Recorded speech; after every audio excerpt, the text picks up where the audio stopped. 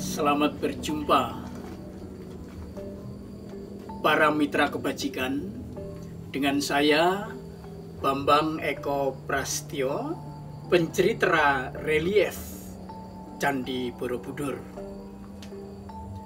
Candi Borobudur istimewa karena memiliki 2672 relief. 1212 adalah relief dekoratif, sementara 1460 panel relief adalah relief naratif atau relief cerita. Kali ini akan hadir sebuah kisah relief yang kita ambil dari gugus relief Jataka, kisah kelahiran masa lampau Bodhisattva. Inilah Sasa Jataka. Sasa Jataka akan menceritakan perihal seekor kelinci yang mampu memberikan yang terbaik kepada orang yang dihormati, kepada orang yang memerlukan, dan juga kepada siapapun yang saat itu menanti uluran tangan. Kisah ini diawali dengan suasana hutan yang damai. Di sana banyak sekali binatang hutan yang bergembira ria, menari, dan saling membantu satu dengan yang lain. Di antara binatang-binatang yang ada di hutan itu ada 4 sekawan. Mereka ialah seekor kelinci, seekor berang-berang, seekor kera, dan seekor serigala. Di antara 4 sekawan itu memang kelincilah yang paling bajik. Kelincilah yang paling mengetahui apa yang tepat untuk dilakukan demi kebahagiaan orang lain. Pada suatu sore, ketika 4 sekawan berkumpul setelah mereka mencari makan di habitat masing-masing, kera membawa mangga, berang-berang membawa ikan, serigala membawa susu, sementara kelinci memang hanya membawa rumput. Kelinci berpesan kepada teman-temannya, "Kawanku, berang-berang, kera, dan serigala, dalam hidup bersama kita mesti saling menolong. Karena hidup kita ini merupakan suatu putaran kehidupan yang harus diisi sebaik-baiknya. Jika tidak, kita akan tetap sengsara, karena hidup ini adalah duka. Dan duka itu ada sebabnya. Sebabnya ialah ketika kita bertindak tidak baik, kita loba, tamak, kita dosa, mempunyai sikap benci, dan kita moha, keliru tahu terhadap satu hal. Maka teman-teman, berang-berang, kera, dan serigala, mari sifat-sifat buruk itu kita ganti dengan sifat-sifat yang baik, berlandaskan ikhlas, kita tulus, bersahabat, berteman, bersaudara dengan siapapun. Kita juga perlu punya sikap welas, penuh kasih sayang, penuh cinta kasih terhadap siapapun. Dan kita perlu mawas. Setiap hari kita merenung, apakah yang saya jalani hari ini betul-betul sesuatu yang paling baik? Nah, mari kita beristirahat. Semoga esok kita bangun dalam keadaan damai, sejahtera, dan bahagia. Begitu obrolan kelinci dengan kawan-kawannya di hutan. Dan apa yang dikatakan kelinci ini didengar oleh Sakra, sang Raja Dewa. Sakra merasakan betapa baik, betapa luhur kelinci itu berpikir, berkata, dan berbuat. Tapi apa benar kelinci punya komitmen? Kelinci tidak akan berubah sikap. Nah, Sakra akhirnya memutuskan turun ke bumi dan menuju ke tengah hutan itu. Ia mengubah penampilannya sebagai seorang Brahmana. Bukan sekedar Brahmana, tapi Brahmana yang hidup dalam kesulitan. Ia sore hari itu datang kepada 4 sekawan dalam keadaan lapar. Ia datang dalam keadaan haus. Lalu Brahmana itu menyapa 4 sekawan itu. Selamat sore kelinci, selamat sore berang-berang, selamat sore kera, dan selamat sore serigala. Apa kabar? Luar biasa Brahmana. Kami sehat, segar, dan bugar, kata mereka hampir bersamaan. Saat itu Brahmana sambil terseduh-seduh menyatakan kepada mereka, kawan-kawan, sejak kemarin aku belum makan. Tadi aku sempat minum air di sungai. Kini aku telah lapar, aku haus. Apakah kalian bisa menolong saya? Begitu kata sang Brahmana sambil terisak. 4 sekawan berpikir. Dan pertama kali menyatakan siap untuk membantu ialah berang-berang. Brahmana, aku tadi menangkap 7 ekor ikan di sungai. Silakan, ini untukmu semuanya. Brahmana bergembira mendengar ucapan berang-berang itu. Namun dengan halus sang Brahmana mengatakan, baiklah, bukan saya menolak pemberianmu, tetapi itu hasil kerjamu, makanlah lebih dulu.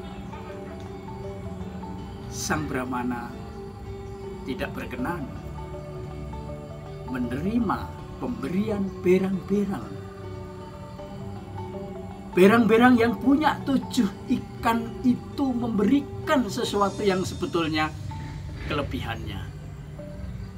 Karena sebelumnya udah beberapa ekor ikan ia makan, dan itu adalah sisa. Sisa itulah yang diberikan kepada sang Brahmana.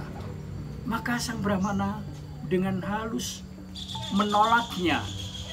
Dengan halus mengatakan, silahkan engkau makan ikan itu. Berang-berang nampaknya memang tak gembira melihat sikap dan juga mendengar ucapan sang Brahmana.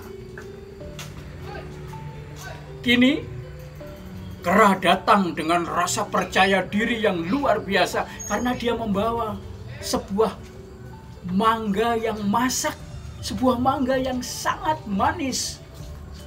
Ini adalah salah satu dari 3 mangga yang tadi dipetik oleh kera di tengah hutan. Biar 2 sudah kumakan, 1 ini biar dimakan oleh Brahmana kelaparan itu. Brahmana, ini sebuah mangga manis untukmu. Makanlah, supaya engkau tidak kelaparan. Sang Brahmana tersenyum, menunjukkan raut muka yang gembira melihat apa yang dilakukan oleh kera. Namun, lagi-lagi sang Brahmana menjawab dengan halus, menjawab dengan penuh kebijakan kepada kera itu. Kera yang baik, terima kasih atas pemberianmu. Sudahlah, simpan saja makananmu itu untuk nanti malam kalau saja engkau lapar. Tidak, Brahmana, itu untuk engkau. Silakan makan, ini pemberianku.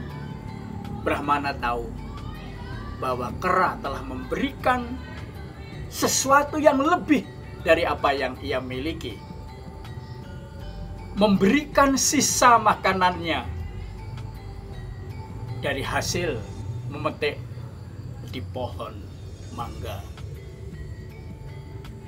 Kera mundur teratur dengan wajah yang agak kecut. Dia mengatakan, baiklah Brahmana, kalau memang kau tidak mau memakan mangga pemberianku ini, ya aku bawalah, nanti malam aku makan sendiri. Ya silahkan kelinci, silahkan makan mangga manismu itu. Selamat istirahat, selamat malam, dan nanti silahkan menikmati mangga buruanmu itu. Yang ketiga, datanglah serigala. Dengan gagahnya dia mengatakan, Brahmana yang terhormat, aku ingin mempersembahkan kepadamu ini semangkuk susu yang tadi kuambil dari orang yang tinggal di gubuk dekat hutan itu. Minumlah Brahmana, agar engkau tidak lagi kehausan. Dan mungkin juga engkau akan merasa kenyang dengan semangkuk susu ini. Brahmana lagi-lagi juga tersenyum terhadap perilaku serigala itu. Bahkan jelas-jelas serigala itu mengatakan kepada sang Brahmana bahwa semangkuk susu itu adalah hasil dari mengambil hak orang lain. Brahmana mengatakan kepada serigala, baiklah serigala, terima kasih atas pemberianmu. Nikmati saja semangkuk susu yang kau ambil dari orang yang tinggal di gubuk dekat hutan itu. Aku akan menikmati kelaparanku ini. Aku akan bersyukur terhadap suasana yang sore hari ini tidak mengenakkan bagiku. Aku haus, aku lapar, aku lelah. Sementara itu, kelinci sebagai salah seekor dari 4 sekawan itu, dia mengendap-endap, dia berpikir, pasti tidak layak kalau makananku ini kuberikan kepada Brahmana terhormat itu. Kendati dia kelaparan dan kehausan, mana mungkin seorang Brahmana makan rumput seperti aku. Kelinci tidak bisa mempersembahkan ikan. Kelinci tidak bisa mempersembahkan mangga, apalagi semangkuk susu. Kelinci merenung, dan dia dengan ikhlas, dengan rasa welas dan mawas, mengatakan kepada teman-temannya, berang-berang, kera dan serigala, tolong aku. Loh, ada apa kelinci? Mengapa minta tolong? Apa yang harus saya lakukan kelinci? Tolong kumpulkanlah ranting-ranting pohon kering itu. Susunlah di sini. Sang Brahmana, silahkan sulut ranting-ranting itu dengan api, karena engkau pasti mampu menghidupkan api untuk membakar ranting-ranting itu. Jadikanlah ranting-ranting itu sebuah api unggun. Brahmana, izinkan aku menyerahkan tubuhku untukmu. Aku menyerahkan seluruh hidupku kepadamu. Biarlah aku terpanggang dan nanti akan nikmat engkau santap. Semoga dengan makan tubuhku ini engkau akan sehat, segar, dan bugar. Dan api mulai dari kecil akhirnya membara menjadi besar. Kelinci itu masuk ke dalam api itu. Brahmana menangkapnya dan yakin bahwa kelinci itu memang adalah kelinci bajik dan bijak. Ia penuh rasa ikhlas, penuh rasa welas, dan juga mawas memberikan sesuatu yang terbaik, memberikan persembahan yang mulia kepada Brahmana yang terlantar. Dan Brahmana yang terlantar itu akhirnya menunjukkan wujud aslinya. Ia adalah Sakra, sang raja dewa. Dan Sakra bersabda kepada kelinci, "Kelinci, teladanmu pantas untuk diperbuat oleh semua makhluk. Memberikan dengan rasa simpati dan ikhlas, memberikan dengan rasa welas, bukan dari kelebihan, bahkan bukan dari sisa-sisa yang engkau miliki, tapi engkau telah berkenan untuk memberikan seluruh tubuhmu bagi kebahagiaan sesama." Hari ini juga kelinci, saya akan menggambarmu di bulan purnama itu. Dan sejak itu di berbagai tempat muncullah legenda tentang kelinci yang digambar di bulan. Bukan pertama-tama mengingat kelinci itu makhluk yang manis, makhluk yang menyenangkan, tetapi dengan memandang bulan itu diharapkan semua orang bisa menelusur kehidupan kelinci dan menemukan nilai-nilai kemanusiaan yang ditunjukkan oleh kelinci. Simpati, empati, rela berkorban untuk membantu sesama, lebih-lebih yang memerlukan. Kelinci menunjukkan betapa luhur nilai-nilai